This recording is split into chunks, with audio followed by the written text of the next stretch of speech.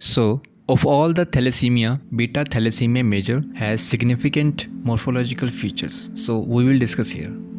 Here you see the histological illustration of blood smear of beta thalassemia major. This is the normal shape and size of normal RBC. But in thalassemia, there is considerable amount of differences in the size of RBCs. Here you see, this difference in size of these RBCs is called anisocytosis. Also notice that there is also considerable change in the shape of RBCs, which is known as poikilocytosis. And due to less production of beta globin chain, there is shrinkage in the size of RBCs and decrease in mean corpuscular volume. So RBCs here are shown microcytic and hypochromic compared to the normal size and color of the normal RBC. Also, you see here are specific type of cells which is called target cells because they looks like a target of gunshot.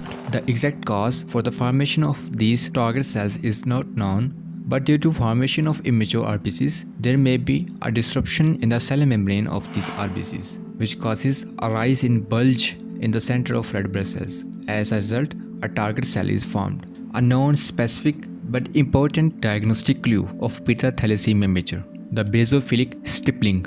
These are the fragments of detached and aggregated ribosomes which are formed as a result of ineffective erythropoiesis. And due to increased demand of RBCs, there is increased formation of reticulocytes in bone marrow, which subsequently leaks out into the bloodstream. So we found reticulocytosis in peripheral blood smear.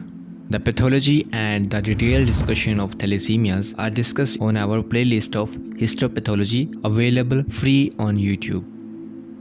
It's a time for discussion of the real histological slide of beta thalassemia major. Here you can see there is an anisocytosis or the difference in the size of RBCs, and here you see poikilocytosis or the difference in the shape of RBCs. Here you see these are the target cells, these are the microcytic hypochromic cell.